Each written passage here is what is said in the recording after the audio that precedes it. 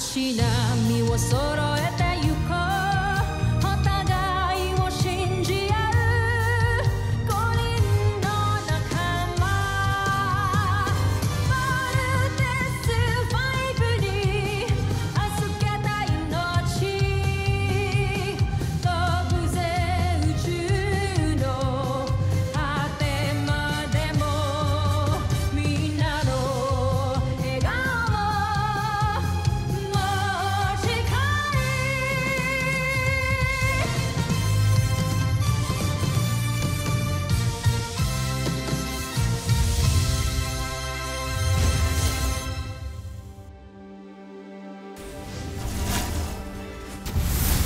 Ang nakaraan sa Voltes 5 Legacy. The Voltes 5 robot is formed by 5 ships. Ang bawat Volt machine ay papaliparan ng isang piloto. Sir, I will do my best to be part of the Voltes team, sir. Talo rin ako, sir! Tank main, Doctor. Me too, sir. Ang pipiliin ko lang ay yung 5 pinakamagaling. May nasagap kasi tayo sa ating radar na isang sasakyang himpapawid na nakapasok sa ating planeta. Maaaring isa ito sa mga luma nating sasakyang panghimpapawid.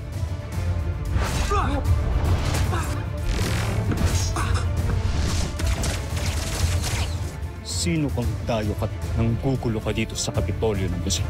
At sino ka rin? Ako si Prinsipe Zardos.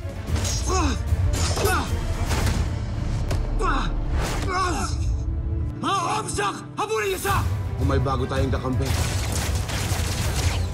Tigil alipin!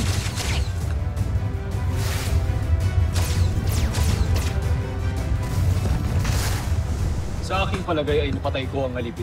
Kung ganoon ay buhay nga siya at nagbalik. Buhay pa nga si Rotgar. Ang aking ama? Oo. Napatay ko ang sarili kong ama. Handa na ang una mong misyon para mamuno ng sarili mong armada. Kalilisanin mo agad ang Busan para maglakbay. Sila ang tutulong sa iyo para sakupin ang Terra Air 2. 20 bilyong mamamayan ang naninirahan sa planetang ito. Yan na ba sila? Mukha silang alipin. Mga pangit at nakakasukhang alipin. Kaya hindi na ako nagtataka kung bakit Johnny Rotgar napili magtago. Kung totoong naninirahan ng taksil na yan sa planetang ito, hindi malayang ibahagi niya ang kaalaman at teknolohiya natin sa mga tao. Yan din ang naisip ko, Kamala. At ano namang may tutulong niyo sa akin? Huwag mo silang mamaliitin. Silang dalawa, kasama ni General Zul, ay 3 sa pinakamauhusay na mandirigma ng Busan.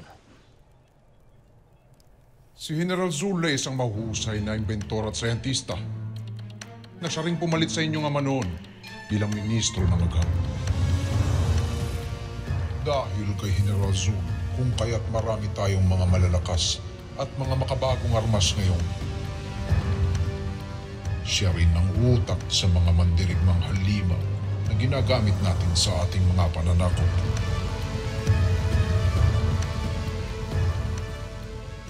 Chevel Draco, hindi dapat minamaliit ang kaalaman ng isang mahusay na Vernum of Devdam na tulad mo. Isang veterano sa maraming digmaan at sa mismong pananakot. Wala akong kilalang sundalo na mas magiting at mas mahusay pa kaysa kay General Draco.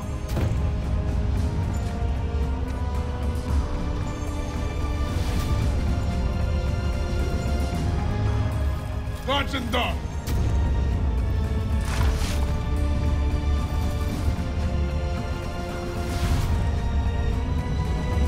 Sana nga'y mahusay ka, Draco. Dahil susubukin ang galing ninyo dito sa misyong ito. At ikaw naman, anong maitutulong mo sa akin? Totoo na wala pa akong sapat na kaalaman at wala rin akong malawak na kasanayan. Pero handa akong ialay ang aking buhay para sa tagumpay ng Busan sa ilalim ng inyong pamumuno. Si Sandra ay isang mahusay na mananaliksik. Isang siyentista na nagpapakadalubhasa sa larangan ng entomolohiya at paglikha ng mga halimaw pandigma. Isa siyang bagong dugo na makakatulong ng malaki sa atin. Hindi ko sila itatalaga sa'yo kung hindi sila tunay na mahusay. Lalo na't ibig kong ipatikim ninyo ang aking ngit-ngit sa Terra Air 2 sa pagkupkop nila kay Hrothgar. Ipinapangako ko, Emperador. Sasakupin ko ang planetang Terra Air 2. Tahanan ng isang traitor.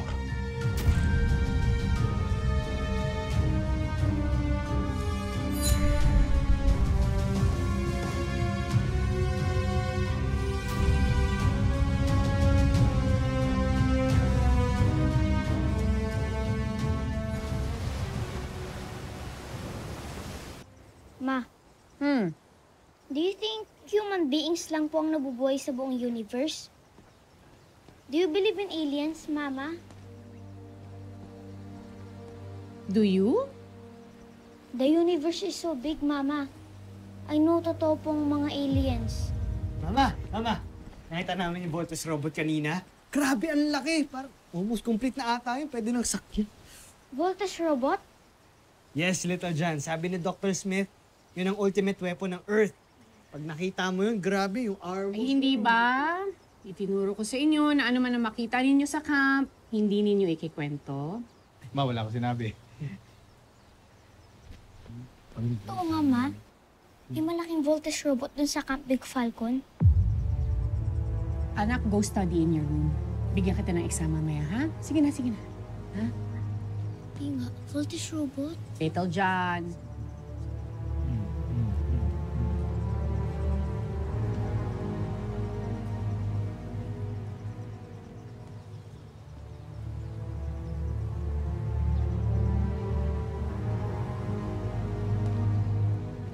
Sorry naman. Excited lang ako. Huwag ka na magalit. Ha? Hindi ako galit, anak. I'm just worried. Alam ko kasi kung bakit ipinakita na sa inyo ang Voltes robot. Sasalain na kayo. Pipili na ng 5 sa inyo. Kaya nga ba ayoko sumali kayo sa training eh. But that's what we want. Mama, we just want to make you and Papa proud. I am proud of you and Steve, Big Bert. Pero hindi kasi madali ang advanced training ninyo. Paano pa kung makapasa kayo? Gusto ko bang ilagay kayong dalawa sa danger? Nawala na nga sa atin ang ama ninyo eh. Relax. Please. Hindi ko mangyayari yun. Chill lang.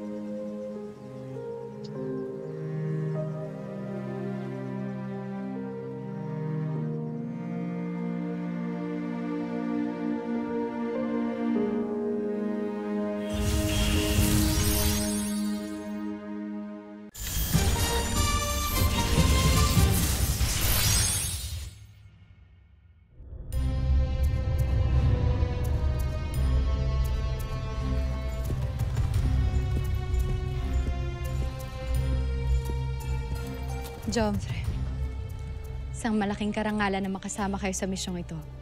Matagal na akong humahanga sa inyong galing at talino.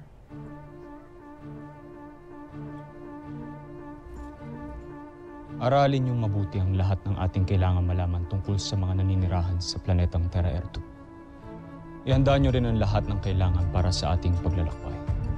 Masusunod, Jomfre.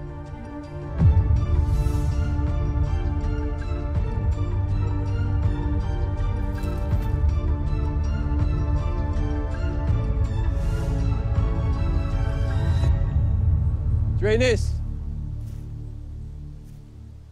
you are the top candidates for the Voltes 5 team. You will go through a rigorous training program. Dadaan kayo sa martial arts training, physical agility, gunmanship, and flight training. Wawarningan ko na kayo. You will go through hell. You have to be the best of the best. Walang takot. Walang pagod. Only the best of you will make it to the Alpha team. and only 5 will be chosen to be part of the Voltes team.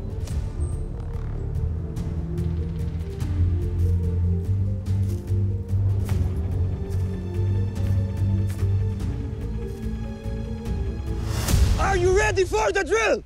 Yes, sir!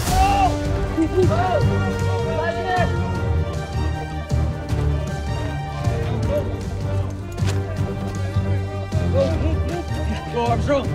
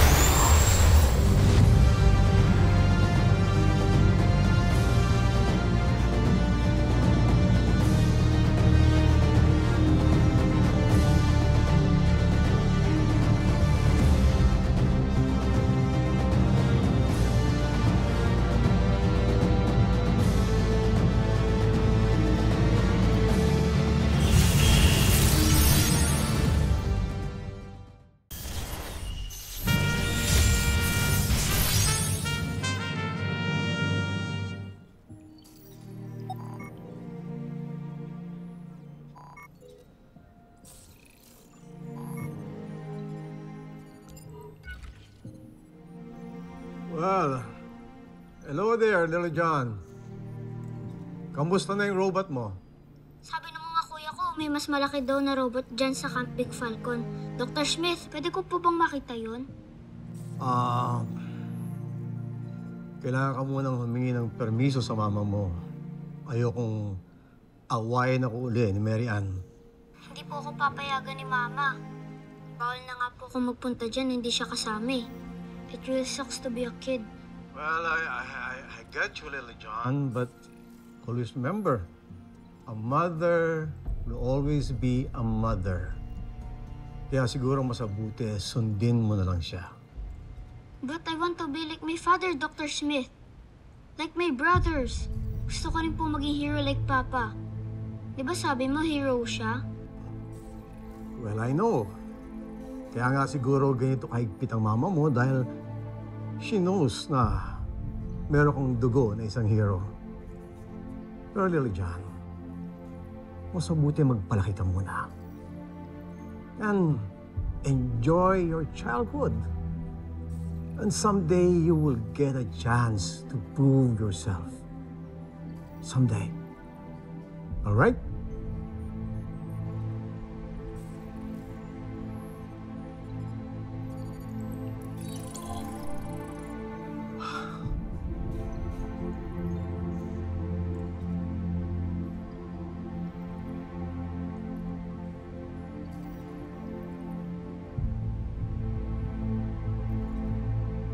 go. Ayoko na maghintay ng matagal. Papa, alam ko, pwede rin po akong maging hero kahit na bata pa ako.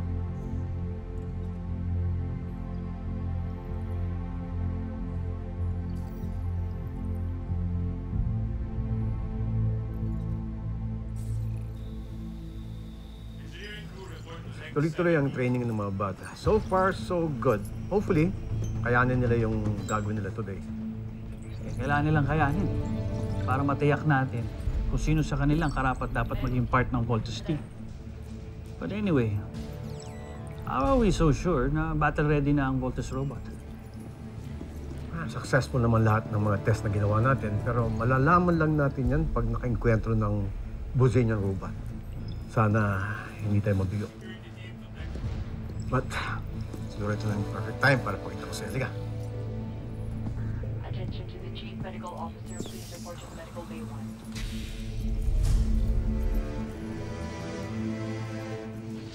Engineering crew report 9.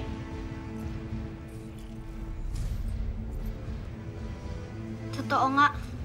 May Voltes robot nga.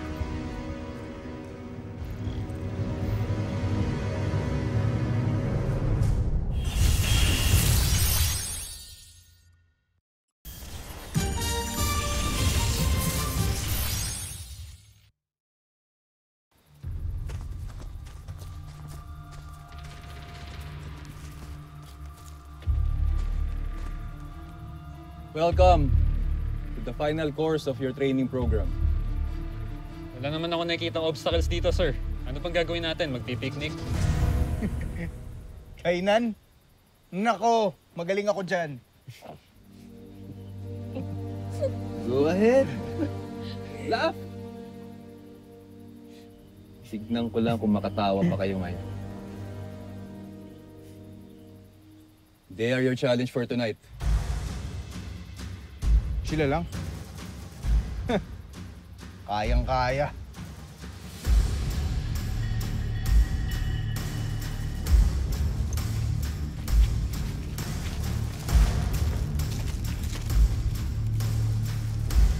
Ay, ang dami pala nila. Sir, what do you mean, sir? Your objective is to get through them, make your way up to the hilltop. Those who will not make it will be out of the program. Good luck!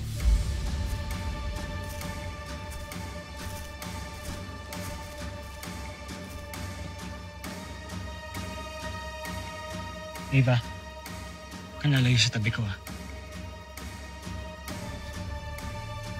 Jamie, be safe. You too, Steve. Mukhang free for all to, ah. We're so dead. Shh! Tumahimik ka na lang.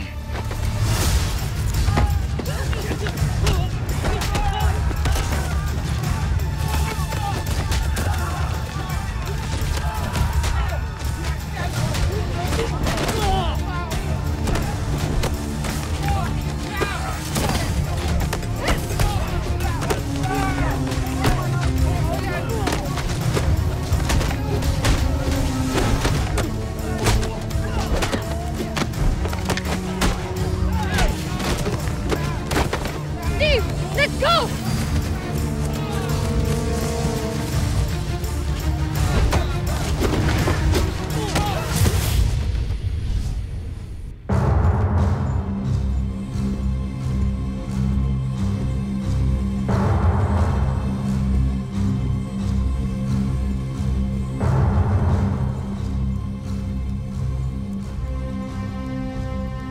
Handa na akong sakupin ang planetang Terra 2 para sa Busan Nazmi Imperium.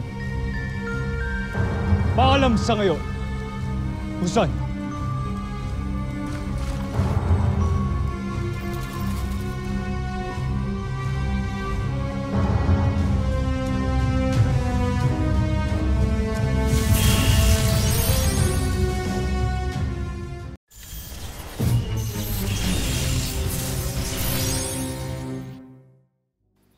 Eva!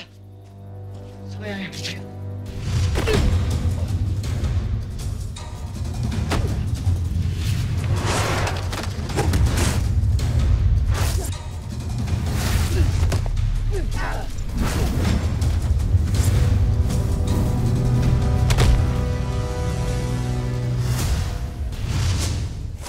yabang mo talaga, Armstrong. Sir, huwag kang pikon. Ba't meron kang sidearm? Training lang to ah. Unless... reloaded yan. Ha?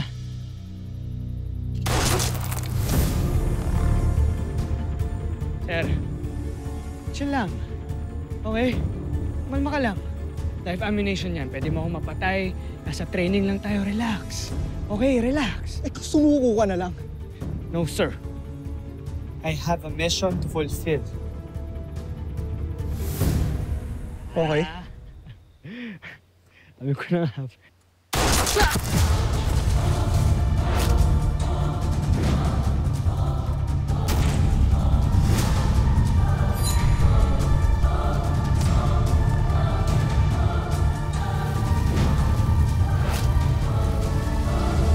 Susunod sa Voltus 5 Legacy.